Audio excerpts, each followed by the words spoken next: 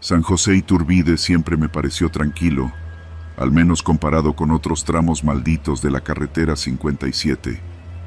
Trabajo como conductor de tráiler desde hace más de 15 años, y si algo he aprendido en este oficio, es que la carretera te puede traicionar en el momento menos esperado, sobre todo cuando el reloj marca después de la medianoche y los kilómetros se vuelven infinitos.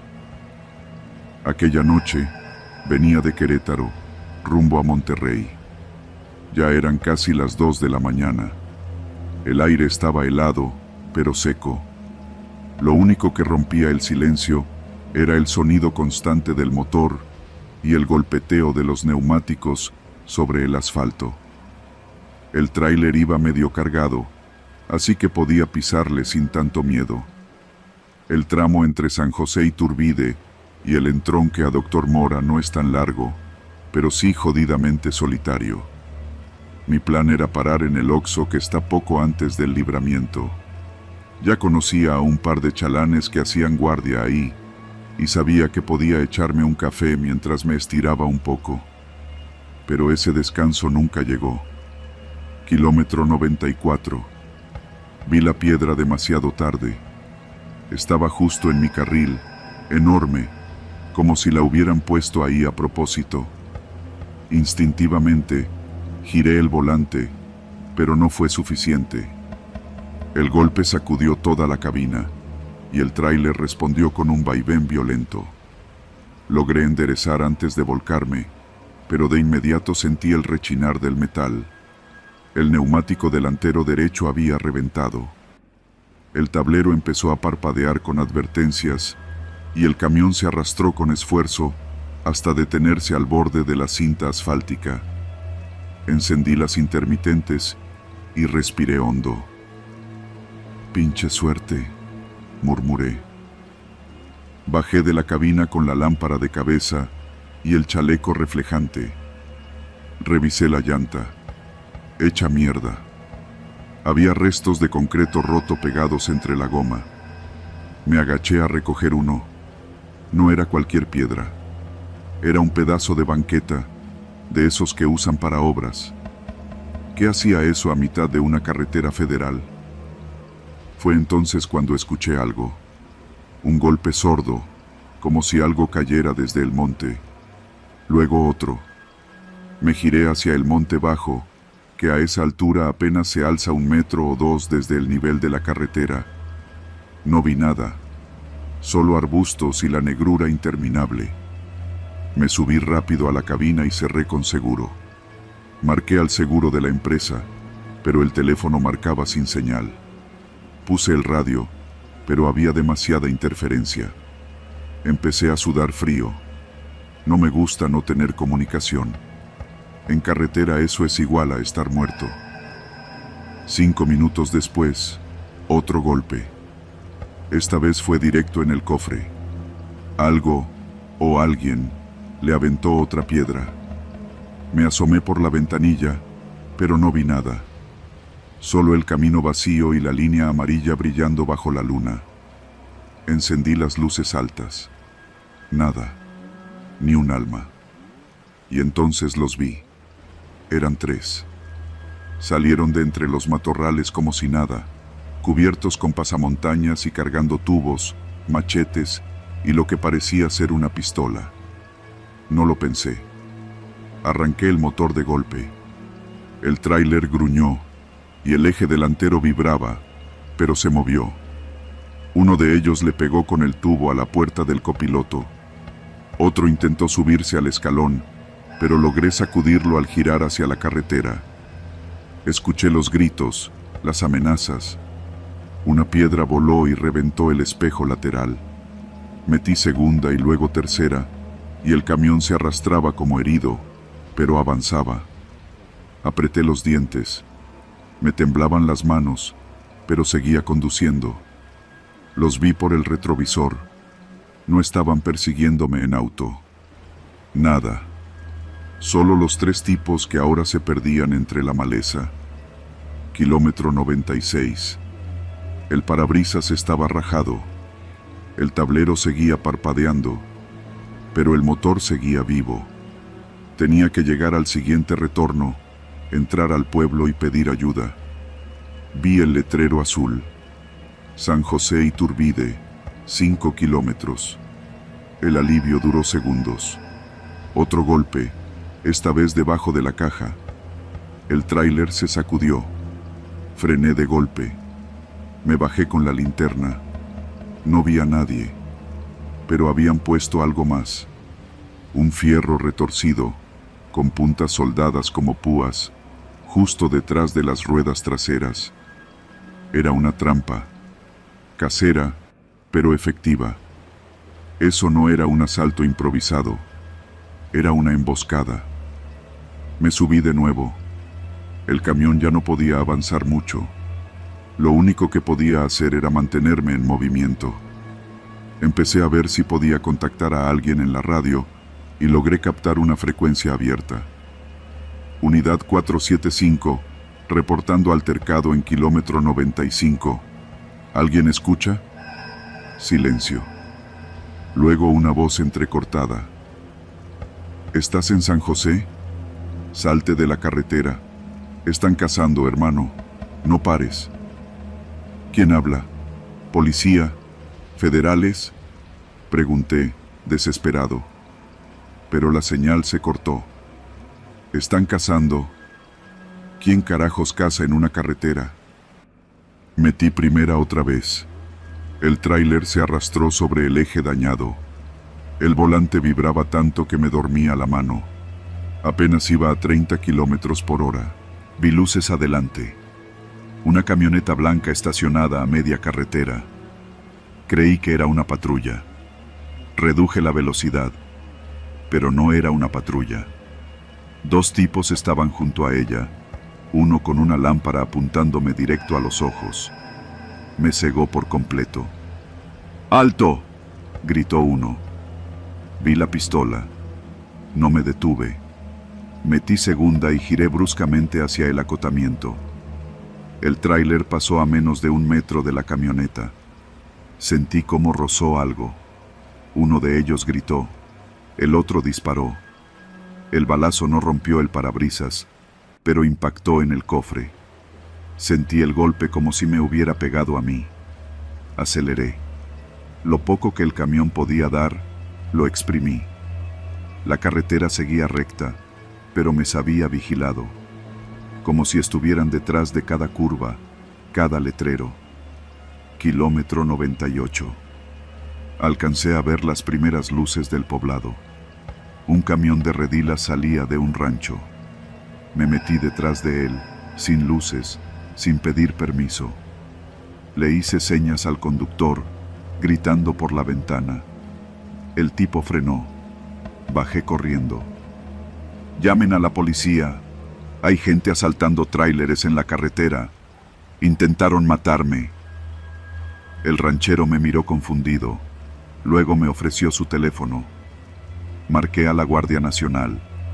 Esta vez sí entró la llamada. Les pasé coordenadas, detalles, todo lo que recordaba.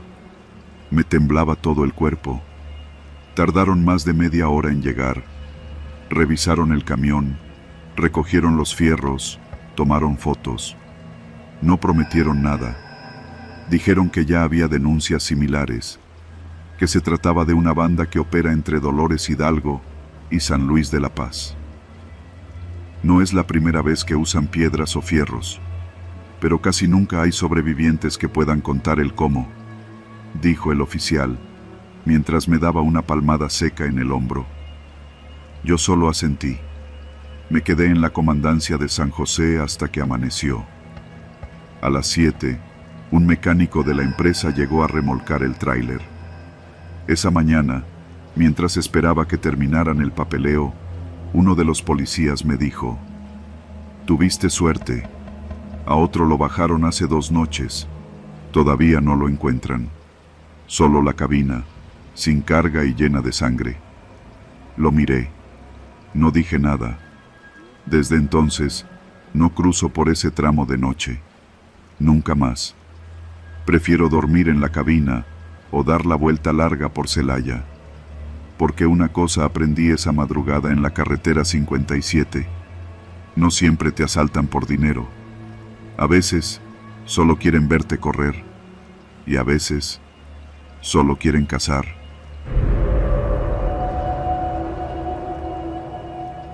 La noche que casi me mata comenzó como tantas otras. Ciudad de México, viernes, poco después de las 10. Salí del taller mecánico donde trabajaba en la colonia Doctores, con la chamarra manchada de grasa y un cansancio que me calaba hasta los huesos. Lo único que quería era llegar a casa, bañarme con agua caliente y tirarme en el sillón a ver cualquier cosa. No suelo tomar transporte público a esa hora, pero ese día se me cruzaron los cables. Dejé la moto en el taller para que le hicieran alineación y como era fin de mes, el dinero no me alcanzaba para un taxi. Me dirigí a la parada de la Ruta 57, justo sobre Eje Central, a la altura del Metro Doctores. Es una de esas rutas largas que atraviesa media ciudad hasta San Felipe de Jesús. El microbús llegó poco después. Uno de esos viejos, con la carrocería verde y blanca, medio oxidada, y los asientos que ya no tienen ni espuma. Subí sin pensarlo mucho. Había poca gente. Un señor con traje que dormía recargado en la ventana, una doña con un canasto, una pareja discutiendo bajito, y el chofer. El chofer fue lo que debía haber notado desde el inicio. Desde el primer momento hubo algo que no me cuadró. Era un tipo de unos 50, con bigote delgado, camisa abierta hasta el pecho y ojos vidriosos. Pero no le di importancia. Pensé que estaba cansado. ¿Quién no lo está en esta ciudad? Me senté en la penúltima fila, junto a la ventana. El motor rugió y comenzamos a avanzar. La ruta empezó normal. Calles oscuras, luces intermitentes de los puestos cerrados, anuncios de cerrajería, tiendas Oxxo abiertas con sus interiores fríos y vacíos. Yo miraba todo con esa mirada automática del que ha vivido toda su vida aquí. Pero después de unas cuadras, me di cuenta de que el micro aceleraba más de lo normal. No demasiado como para alarmar, pero lo suficiente para sentirlo. Miré hacia el chofer. Estaba inclinado hacia el volante, murmurando algo. Creí que hablaba por radio, pero no había radio. Y sus manos apretaban el volante con fuerza.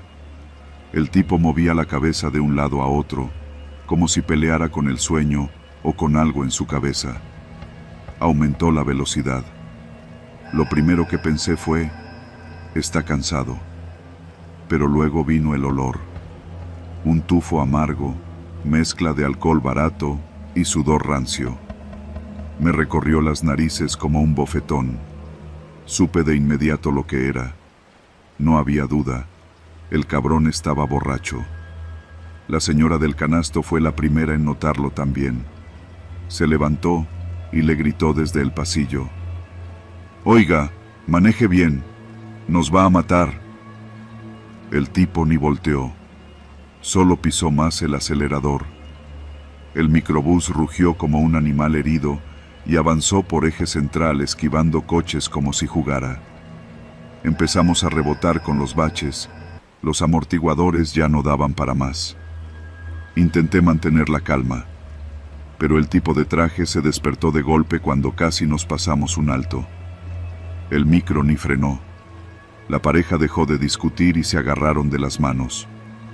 Yo solo apreté el respaldo del asiento de enfrente. A la altura de Garibaldi, el semáforo estaba en rojo, pero el micro no frenó. El chofer zigzagueó entre dos coches y cruzó como si nada. Los claxones sonaron con furia. Un coche frenó en seco y casi se sube al camellón. Adentro, ya nadie hablaba. Solo se escuchaban los chirridos de las llantas, el crujir del chasis y la respiración agitada de los pasajeros. Al llegar a Reforma, la señora del canasto intentó bajarse en un alto, pero el micro no se detuvo. Gritó con fuerza y varios empezamos a reclamarle al chofer. Yo me levanté, me acerqué con cuidado y le hablé desde detrás de su asiento. «Oye, bájale, nos estás poniendo en peligro». Giró ligeramente la cabeza. Tenía los ojos entrecerrados, inyectados y la boca seca. Murmuró algo que no entendí, pero no sonaba humano. Tenía la mirada perdida, como si no estuviera manejando, como si viera algo más allá del parabrisas. En ese momento, giró bruscamente a la derecha, tomando la calle de Rosales sin señalizar. Uno de los pasajeros cayó al suelo. La pareja comenzó a gritarle al chofer y la señora ya sollozaba. Intenté agarrar el teléfono, pero la señal estaba intermitente. No había forma de llamar a la policía ni pedir ayuda. Los siguientes minutos fueron un infierno. El micro pasó por calles angostas a toda velocidad. En cada curva sentíamos que íbamos a volcar. En un punto, el tipo tomó la avenida Insurgentes en sentido contrario por un par de cuadras. Coches pitaban y se hacían a un lado. Fue un milagro que no nos matáramos ahí. Yo ya estaba decidido a hacer algo. Me lancé hacia el frente del micro con la idea de quitarle el volante o frenar de algún modo. Pero justo cuando me acerqué, el chofer sacó una pistola de debajo del asiento. No apuntó a nadie, solo la levantó y dijo: «Nadie se acerca, no me van a detener hoy». Nos congelamos. Era como si la locura se hubiera materializado en ese microbús. Ya no era solo borracho, estaba fuera de sí, en otro plano. Fue entonces que entramos a la calzada de Tlalpan. Seguía manejando como loco. No sé cómo logró esquivar a tantos coches. Yo no podía quitarle la vista de encima. Cada segundo era una decisión de vida o muerte. Pero algo cambió. De pronto, el micro empezó a tambalearse.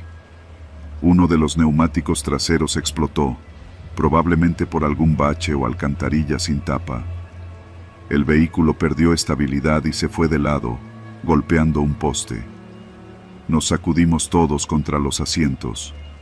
Se escuchó un estallido de vidrio, gritos, metal retorciéndose. Todo se detuvo. Hubo un silencio absoluto por unos segundos, roto solo por el zumbido de las luces interiores, que parpadeaban como si fueran a apagarse. Salí por una de las ventanas rotas. Otros pasajeros hicieron lo mismo. El chofer, él seguía en su asiento, con la cabeza sangrando y la pistola colgando de una mano. No murió, aunque lo vi inconsciente, con el rostro deformado por el golpe del volante. Una patrulla llegó unos minutos después. Un testigo que iba en moto detrás de nosotros había reportado el accidente. Nos atendieron paramédicos. A mí me pusieron una venda en el brazo por el vidrio roto. La señora del canasto lloraba desconsolada. La pareja no se soltaba de las manos. El tipo de traje hablaba solo, como en shock. Y yo me senté en la banqueta, mirando los restos del microbús sobre la banqueta, con el letrero de Ruta 57 colgando a medio caer. Días después, supe por las noticias que el chofer tenía antecedentes. Había sido despedido de otra empresa por conducir ebrio. Nadie revisó sus papeles cuando entró a esta ruta. Nadie hizo nada hasta que estuvo a punto de matarnos a todos. Desde entonces, no he vuelto a subirme a un microbús. Aunque vea uno nuevo, con luces brillantes y música cumbia de fondo. Porque ese viaje me dejó marcado, no solo en el cuerpo, sino en la forma de ver esta ciudad. Una ciudad donde la muerte no siempre llega disfrazada de sombra. A veces viene manejando un micro.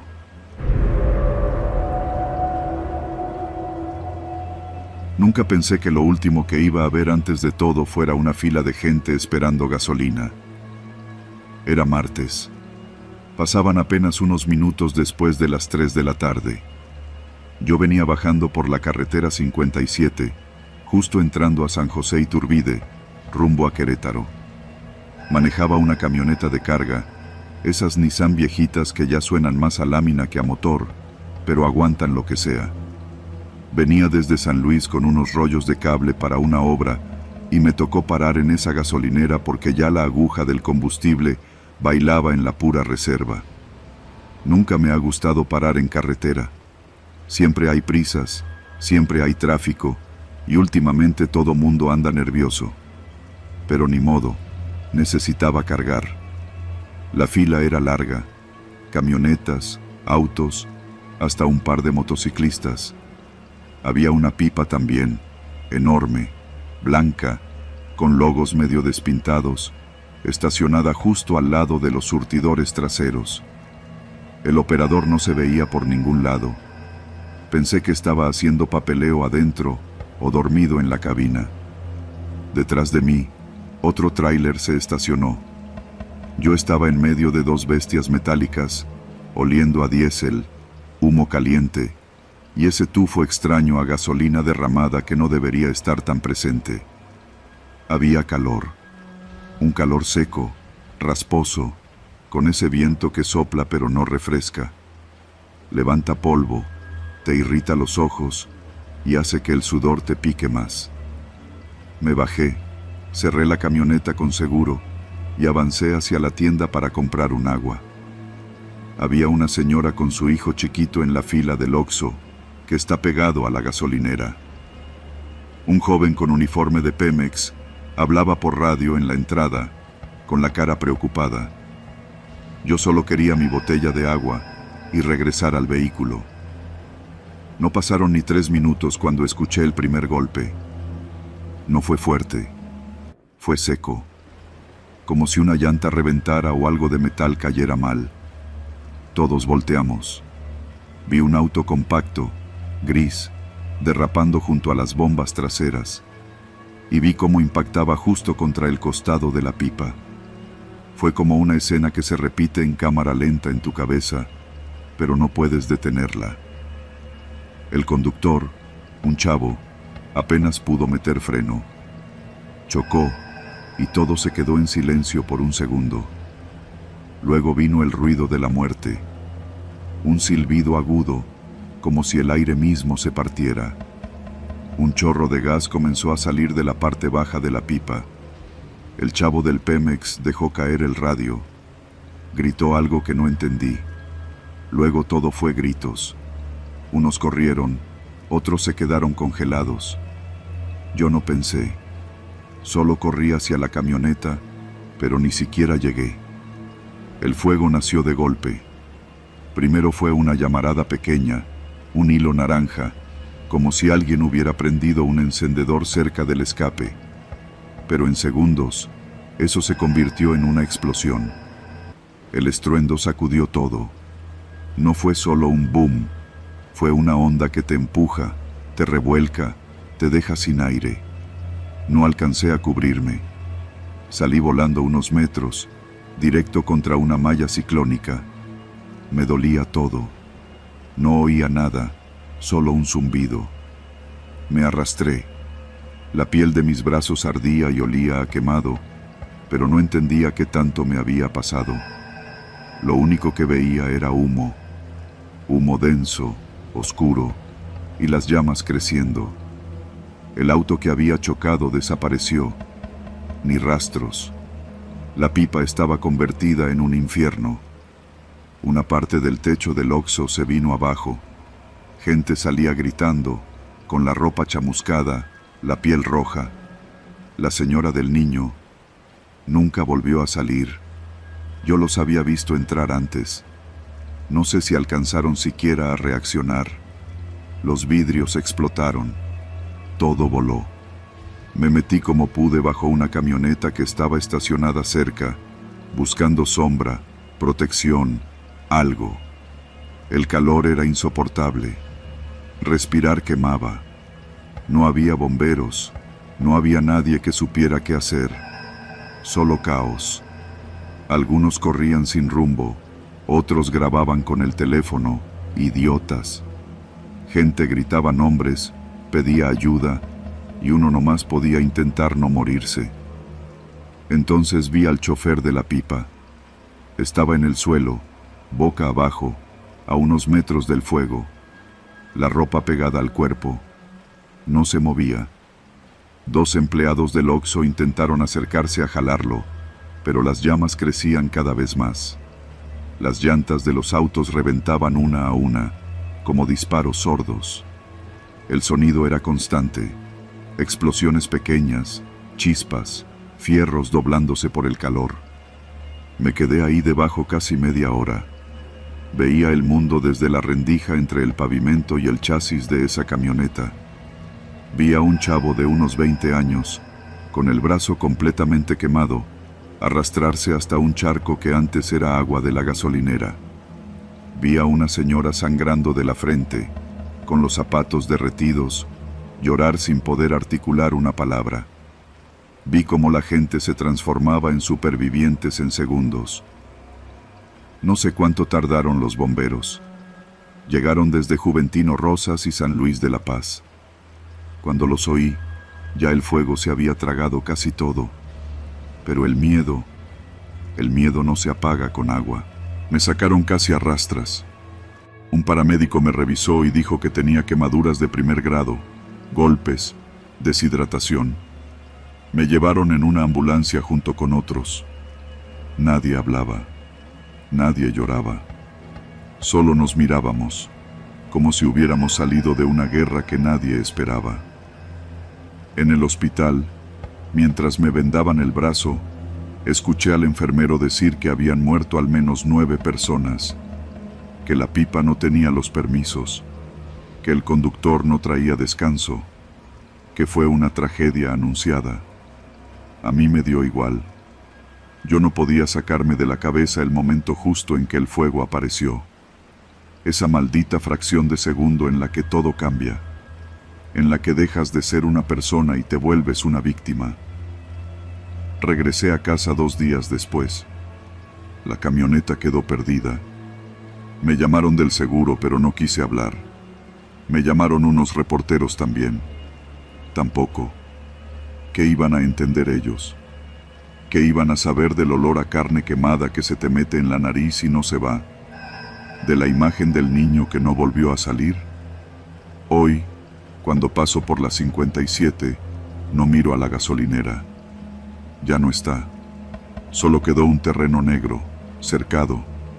Dicen que van a construir otra cosa, que pondrán un monumento, pero lo único que deberían poner ahí es una advertencia. Aquí el fuego se comió el tiempo. Aquí nadie estuvo preparado. Aquí sobrevivimos de puro milagro.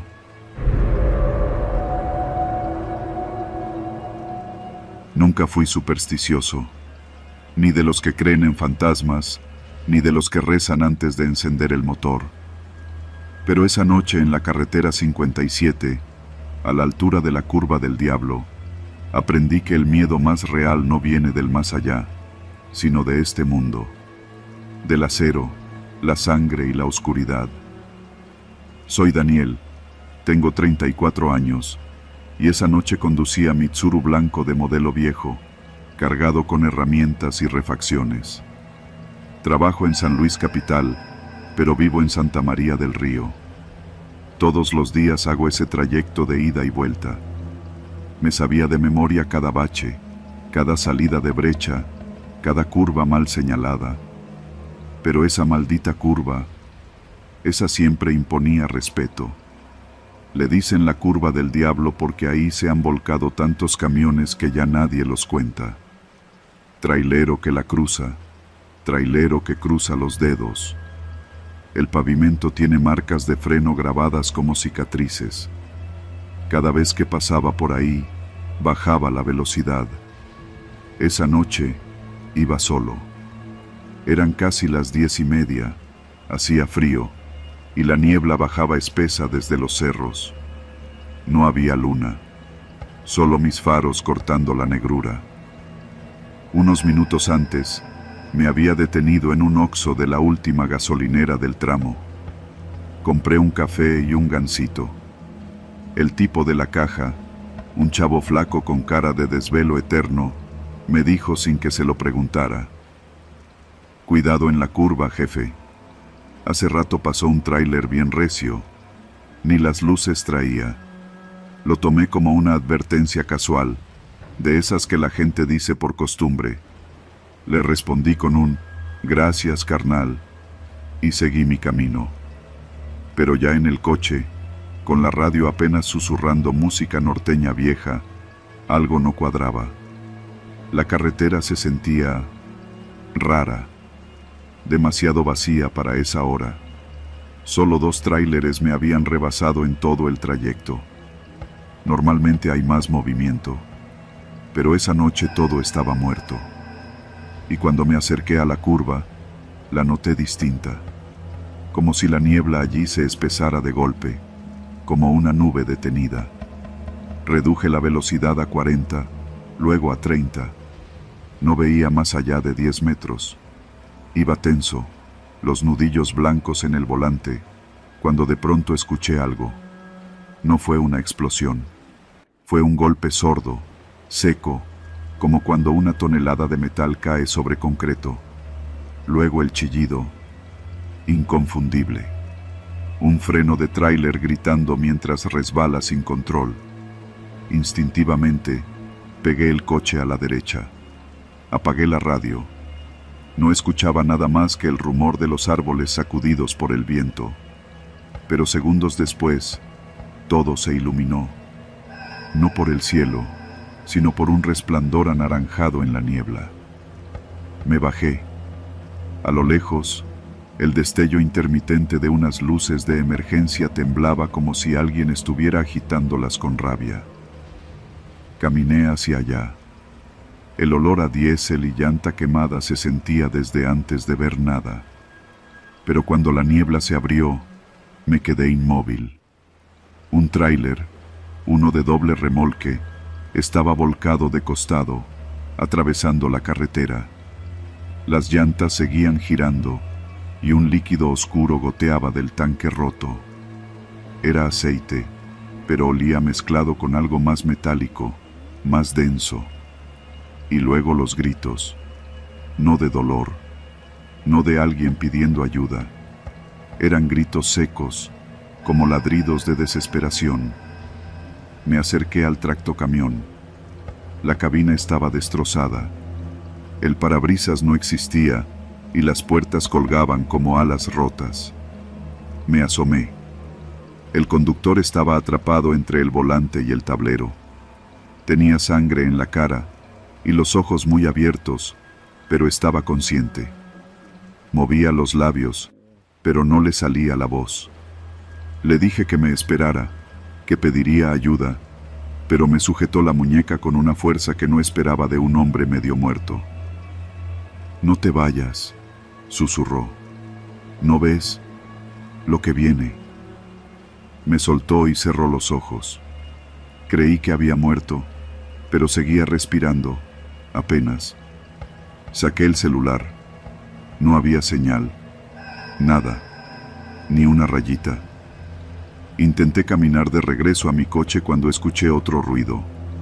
Algo chirriaba entre los fierros del tráiler, como si algo se moviera dentro del remolque.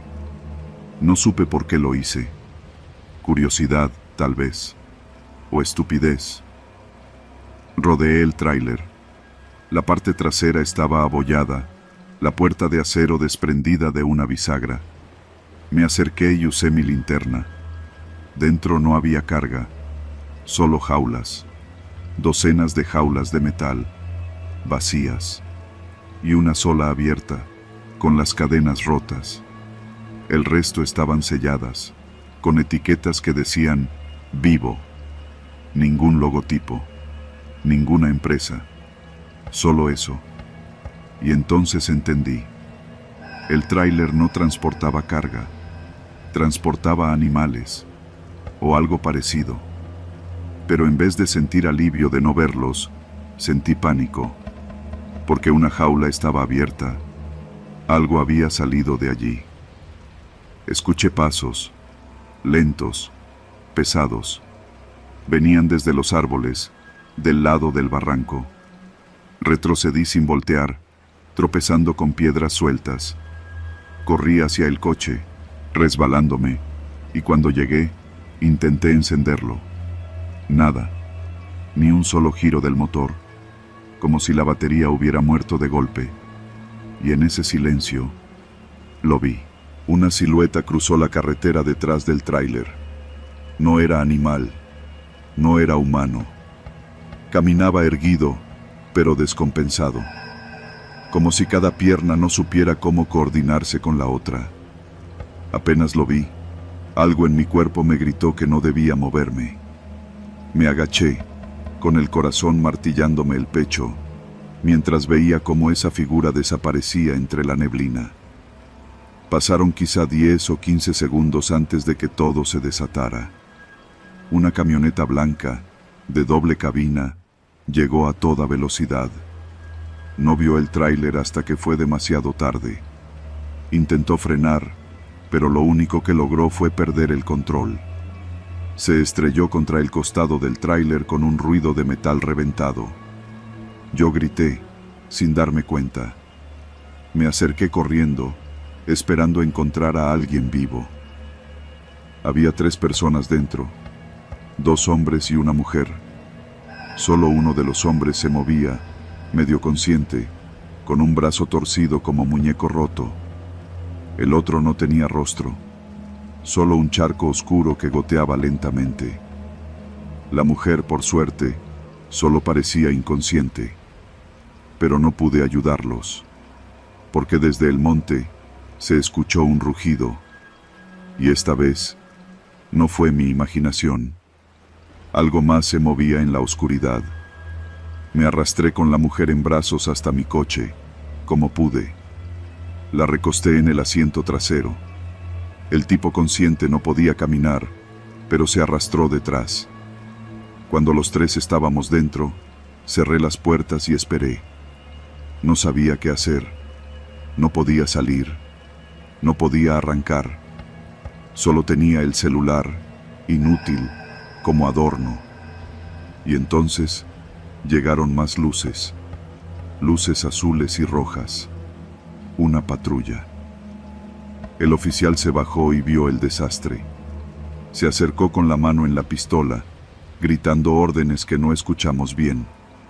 Abrí la puerta y le grité: «No se acerque, hay algo ahí». Pero ya era tarde. Un chillido salió del bosque, agudo, largo, como un metal raspando contra otro metal. El policía se volteó justo a tiempo para ver algo. No sabría describirlo. Solo sé que cayó, como si lo hubieran jalado por los pies con una fuerza inhumana. Lo arrastraron hacia el monte. Su linterna rodó hasta el camino. No quise ver más. Pasaron casi 10 minutos en los que no nos movimos. La mujer despertó, llorando, sin entender nada. El tipo del brazo roto murmuraba el nombre de alguien. La niebla seguía ahí, pero el sonido se fue. La figura no regresó, tal vez porque ya tenía lo que buscaba. 1 hora después, llegaron más patrullas, ambulancias, protección civil, gente armada.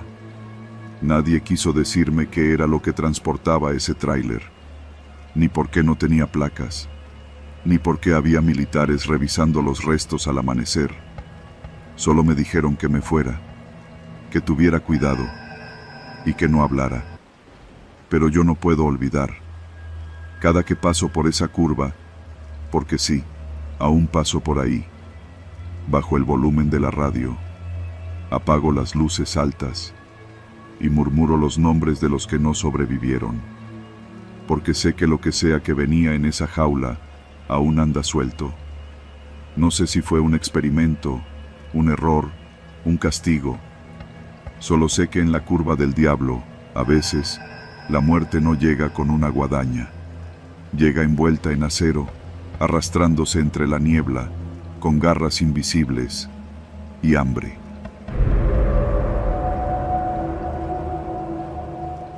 Nunca pensé que una mañana cualquiera terminaría convirtiéndose en una pesadilla con nombre y apellido: Santa María del Río, kilómetro 174, carretera 57. Soy Pedro Velázquez, tengo 37 años y trabajo en una gasolinera a las afueras de Santa María del Río, esa zona donde el calor del asfalto y la paciencia de los traileros se cuecen a fuego lento.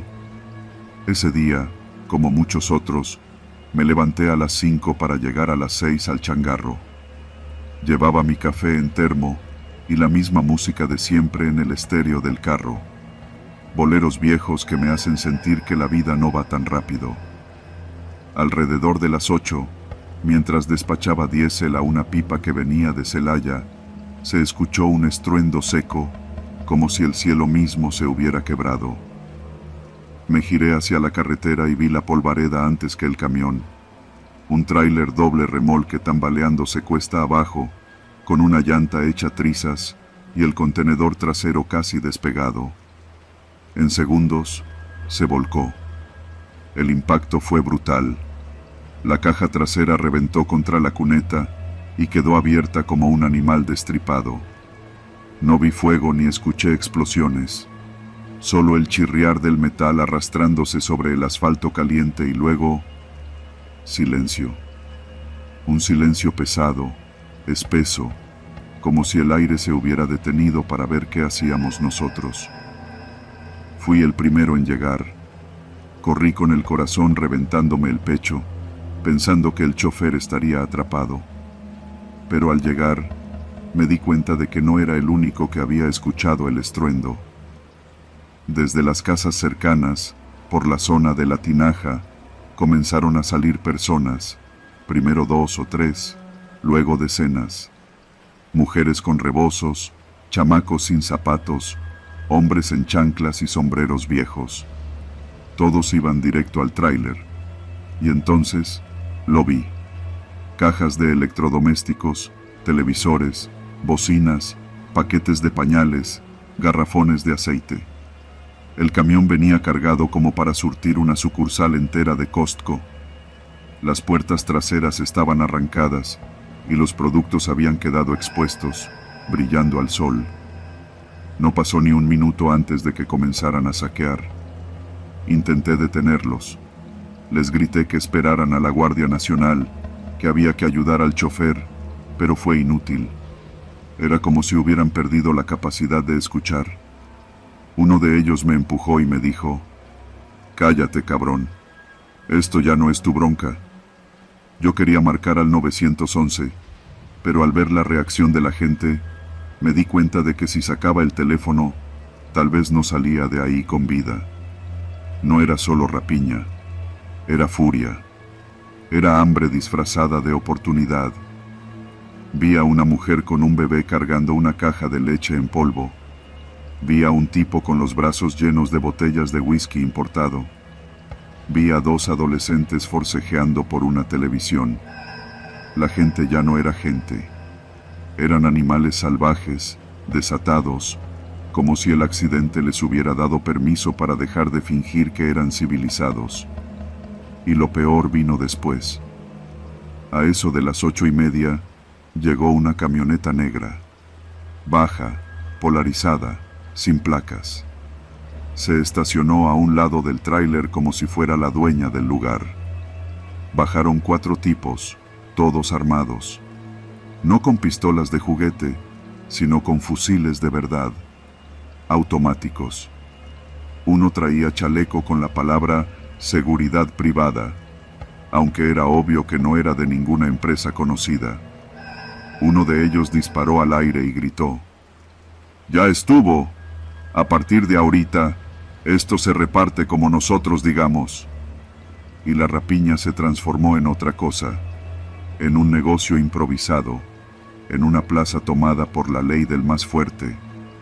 La gente se detuvo, sí, pero no se fue. Se acercaban por turnos, como en una tienda sin caja registradora. Los tipos de la camioneta empezaron a vender lo robado. 100 pesos por una botella de aceite, 500 por una pantalla. Si no pagabas, te quitaban todo a punta de fusil. Algunos obedecían, otros discutían, Y fue ahí donde comenzó la violencia. Un señor que venía en una moto se negó a pagar por lo que ya había echado a su caja. Uno de los armados le pegó con la culata en el rostro. Cayó de espaldas, sangrando como un cerdo degollado.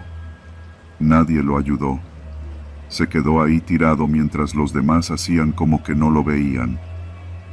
Quise retirarme, pero mi carro estaba cerca del tráiler. Me acerqué despacio, como si no quisiera despertar algo dormido, y vi que el chofer seguía en la cabina, consciente, atrapado entre el tablero y el volante. Tenía sangre en la frente y me pidió ayuda con la voz apenas audible. «Por favor, sácame de aquí. Me duele la pierna». Fui por la puerta del copiloto y traté de abrirla, pero estaba atorada. Mientras forcejeaba, uno de los tipos armados se me acercó. «¿Qué chingados haces?» «Estoy ayudando al chofer», respondí, tratando de mantener la voz firme. «Él ya no importa. Tú tampoco, si sigues de metiche». No sé de dónde saqué el valor, pero no me moví. Lo miré directo a los ojos, esperando que mi coraje fuera más fuerte que su fusil. El tipo se rió y escupió al suelo. «Haz lo que quieras, pero si no sales en 5 minutos, ya sabes». Regresé al camión y logré abrir la puerta con una palanca. El chofer gritó del dolor, pero logré sacarlo. Tenía la pierna rota y una costilla hundida, pero estaba vivo. Lo ayudé a caminar hasta mi carro. Lo senté en el asiento del copiloto y me subí del lado del conductor. Antes de encender el motor, vi a través del parabrisas cómo comenzaban a pelear entre ellos. La codicia no tiene aliados duraderos. Uno de los armados jaloneaba una caja con otro rapiñero. Luego llegaron más camionetas, gente de otros pueblos, quizá avisados por redes sociales. Ya no era solo Santa María del Río. Había placas de Guanajuato, de Querétaro, de San Luis. Era una guerra por cosas que no les pertenecían. Pisé el acelerador y salí de ahí. En el retrovisor vi a una mujer gritando con un niño en brazos, mientras otros le arrebataban su caja. Más allá, 2 tipos se golpeaban con tubos. Uno ya no se movía. El chofer, entre jadeos, me dijo: «Pensé que me iban a matar, no solo por el accidente, por todo, por ellos». «No te preocupes, vamos al hospital». Ya pasó. Pero no había pasado. Horas después, en el hospital, me entrevistó un agente. Me pidió que no hablara con nadie, que no diera declaraciones. Al día siguiente, en las noticias locales, hablaron del accidente, pero no de la rapiña. Dijeron que la mercancía fue resguardada por las autoridades. Mentira. Todo desapareció. Yo vi con mis propios ojos cómo un accidente se convirtió en una plaza de guerra. Cómo el hambre, la necesidad y la impunidad pueden transformar a cualquier persona en un monstruo. Hoy ya no trabajo en la gasolinera. Me mudé a San Luis Capital. No por miedo a los hombres armados, sino por miedo a mis vecinos, a la gente que creía conocer. Porque después de lo que vi ese día, entendí que lo más aterrador no está en los fantasmas o en las leyendas, está en nosotros. Y cuando algo se rompe en la carretera, se rompe también dentro de la gente. Santa María del Río no fue el epicentro de un saqueo. Fue el retrato de un país que no supo detenerse a tiempo. Yo solo fui un testigo, uno más, pero sobreviví. Y eso, créeme, ya es mucho decir.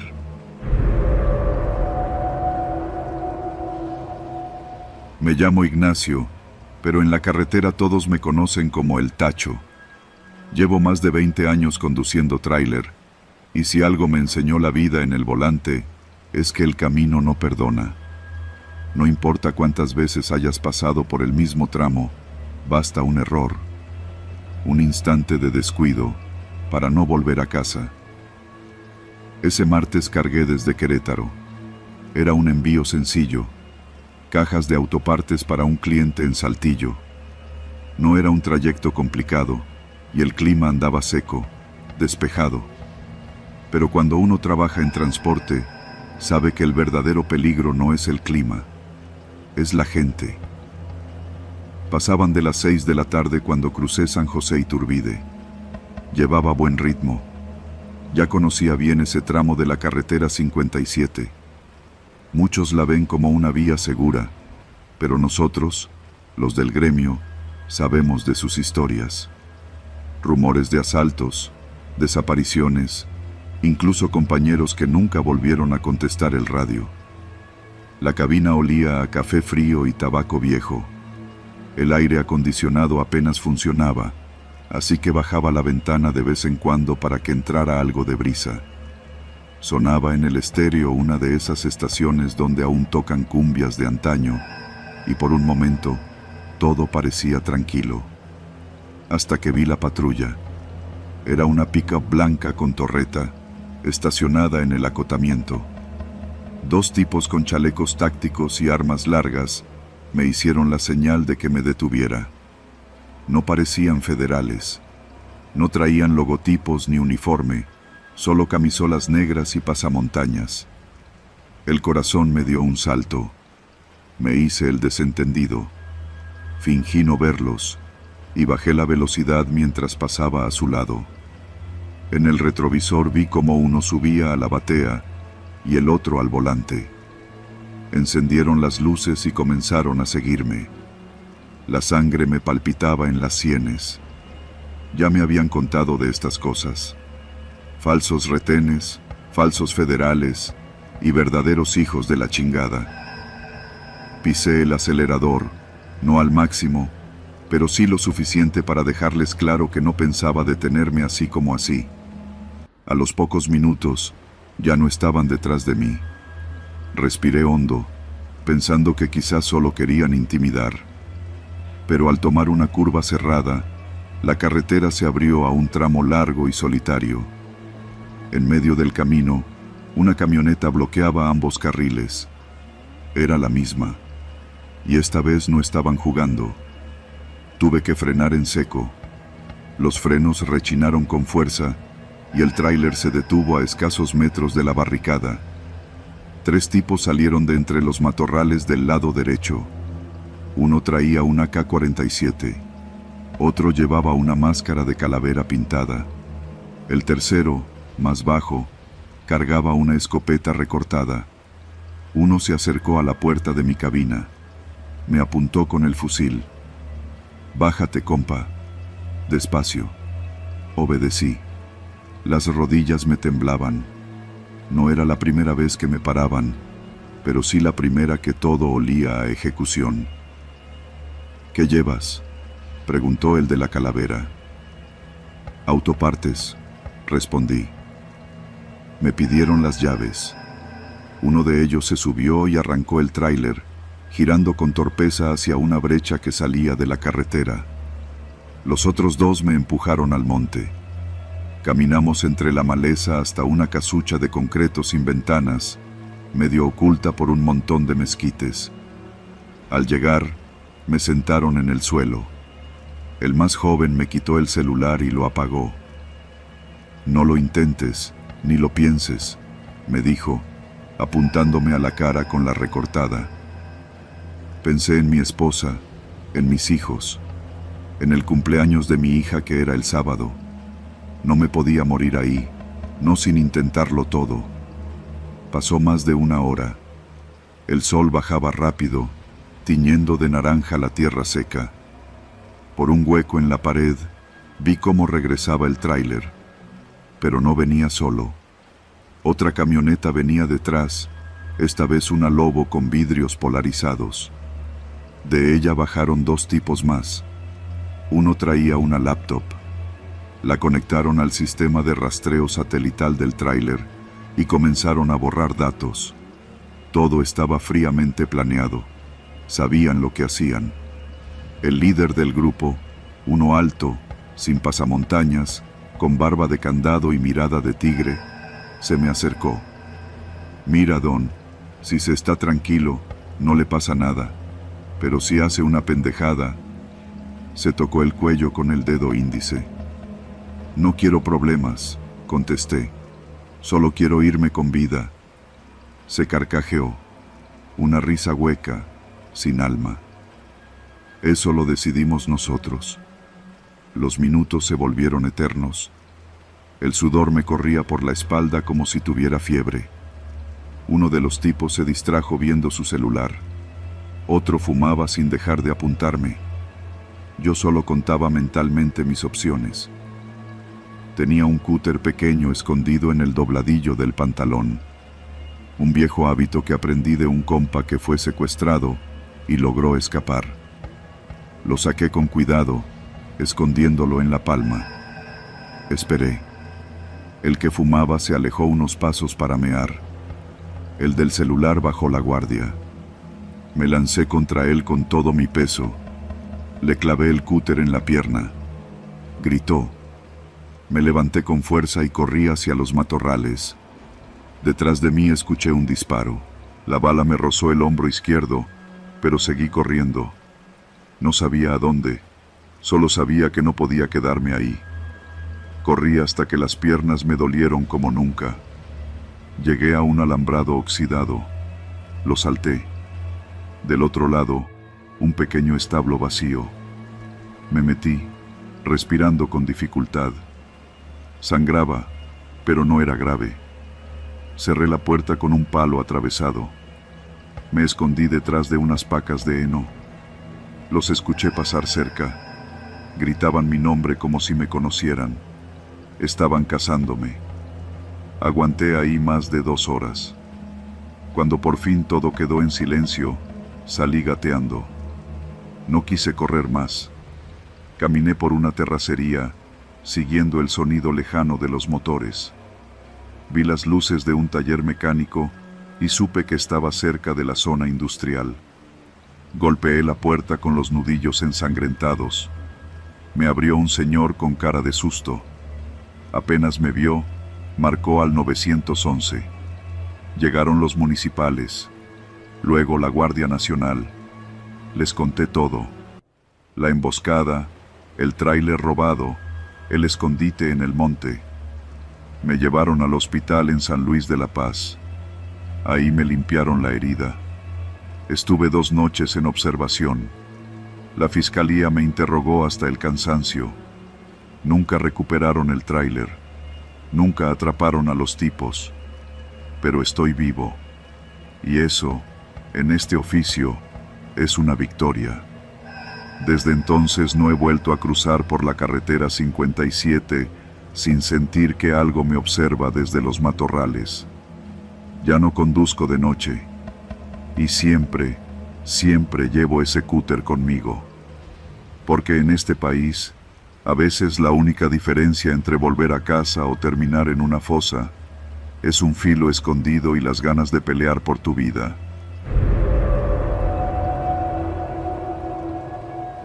No planeaba detenerme en Coahuila. Solo iba de paso. Era lunes por la tarde. Llevaba más de 5 horas manejando desde Monterrey con rumbo a San Luis Potosí. El trabajo me exigía llegar a tiempo a una reunión que no podía posponer, así que tomé la decisión de seguir por la carretera 57, sin escalas, con el tanque lleno y la cabeza cargada de pendientes. No había llovido, pero el cielo se había cubierto de nubes grises desde poco después de pasar Saltillo. El tramo era largo, recto, monótono. Algunos lo llaman el corredor de la muerte, por los accidentes y los tráileres que se lanzan como si fueran únicos en el camino. No le di importancia. Manejaba un sedán color gris, con suspensión firme y aire acondicionado a media potencia. El estéreo reproducía viejas canciones norteñas en lo que quedaba de señal de radio, y yo solo pensaba en llegar, descansar y cumplir. Las primeras señales extrañas comenzaron poco antes del anochecer. No hubo aviso alguno. Solo me di cuenta de que hacía rato no veía ningún letrero, ni de velocidad, ni de poblado, ni de desviación. Nada. Solo la carretera extendiéndose en línea recta hacia el horizonte, como si me hubiera metido en un túnel sin fin. No quise exagerar. Pensé que eran unos cuantos kilómetros sin señalización, algo normal en carreteras del norte. Pero cuando pasaron más de 30 minutos sin ver un solo rótulo, ni un puente, ni un kilómetro marcado, algo empezó a incomodarme. Bajé la velocidad a 80. De reojo, revisé el GPS del celular. Pantalla negra. Sin señal. Lo saqué del soporte, lo sacudí con desesperación, como si eso fuera a ayudar. Apreté los labios, respiré hondo y seguí. Tal vez más adelante volvería a encontrar cobertura o alguna desviación con gente. Lo que ocurrió después fue una serie de errores encadenados. Alrededor de las 8 de la noche, ya con el cielo completamente oscuro, vi a lo lejos un destello. 2 luces blancas intermitentes. Supuse que era una patrulla, o tal vez una grúa. Reduje la velocidad y avancé con cautela, pero cuando me acerqué, noté que era una camioneta vieja, sin placas visibles, estacionada al costado derecho de la carretera. Tenía el cofre abierto y la puerta del conductor entreabierta. A un lado, un hombre de chamarra oscura caminaba de un lado a otro, aparentemente hablando por teléfono. Bajé un poco la ventana. ¿Todo bien?, grité, frenando casi por completo. El tipo se acercó de inmediato. Su voz fue firme, pero no agresiva. Se me murió la troca. ¿Trae señal? Le mostré mi celular apagado. Él frunció el ceño. Tampoco tengo desde hace rato. Esta madre no agarra ni con Telcel ni con AT&T. Asentí, incómodo. Era joven, tal vez unos 30. Llevaba una gorra deslavada y un pantalón de mezclilla manchado de grasa. ¿Sabes si hay alguna gasolinera cerca?, pregunté. No. Desde antes del entronque de Derramadero no hay ni madres. Ya tengo más de 2 horas aquí y no pasa nadie. Pensé en ofrecerle aventón, pero algo me detuvo. Tal vez su forma de mirar, o cómo parecía más pendiente de mis reacciones que de su situación. Bueno, suerte, compa, dije, metiendo primera y avanzando sin mirar atrás. El retrovisor me mostró cómo regresaba a su camioneta, caminando lentamente. No hizo señal de molestia ni pidió ayuda con insistencia. Eso me pareció raro. 10 minutos después, el camino cambió sutilmente. La carpeta asfáltica se volvió más rugosa, con marcas de neumáticos viejas y manchas de aceite seco. Las líneas amarillas estaban desdibujadas. Algo me decía que me había salido del tramo principal sin darme cuenta, quizá en alguna bifurcación mal señalada. El cansancio comenzaba a confundirme, y luego vi la bifurcación. Era apenas visible, a la izquierda. Un camino angosto de terracería que se abría entre 2 pequeños cerros. No había señal, no había luz. Solo el rastro polvoriento de un camino rural. Dudé, frené un poco y decidí seguir por el asfalto. Pero al cabo de 20 minutos, me di cuenta de que había cometido un error. La carretera se cortó. Así, de pronto. El pavimento terminaba en un terraplén mal delimitado, con escombros y una zanja al fondo. No había paso, ni advertencia, ni conos, ni malla. Solo una caída de poco más de 2 metros al vacío. Tuve que frenar de golpe. El cinturón me apretó el pecho. Salí del auto para observar. No podía seguir. Era un tramo inconcluso. Parecía una obra abandonada. Y lo más alarmante, La carretera no figuraba en ningún mapa cuando logré volver a encender el celular, aún sin señal. Regresé al auto. Di marcha atrás hasta llegar al desvío de terracería. ¿Era eso, o quedarme esperando que apareciera algún alma? Tomé el camino. Manejé despacio, viendo cómo el polvo se levantaba y la maleza golpeaba los lados del coche. Los árboles eran escasos, pero la oscuridad era total. Las luces altas apenas servían de algo. Comencé a ver cercas oxidadas, restos de llantas, una cabra muerta a un costado del camino. Todo parecía salido de una pesadilla rural. Entonces vi la cabaña. A un lado del camino, a unos 30 metros, había una estructura de concreto con techo de lámina. Tenía una luz encendida. Dudé en detenerme, pero necesitaba orientación. Tal vez ahí sabían cómo salir a la carretera principal. Toqué el claxon. Nadie salió. Me acerqué caminando. Toqué la puerta. Se escuchó movimiento adentro. La luz parpadeó. «Bueno, ¿hay alguien?». Una voz masculina respondió desde dentro. «¿Qué busca?». «Estoy perdido. Busco la carretera 57. Voy rumbo a San Luis». Silencio. Luego, la voz dijo: «Siga derecho. Después del segundo árbol seco, gire a la derecha. No se detenga. No hable con nadie». Lo dijo sin énfasis, como si estuviera recitando una advertencia mecánica. Me dio un escalofrío. «Gracias», dije, retrocediendo lentamente. Volví al auto. Seguí las instrucciones. Pasé un árbol seco, luego otro. Giré. El camino se volvió más estrecho.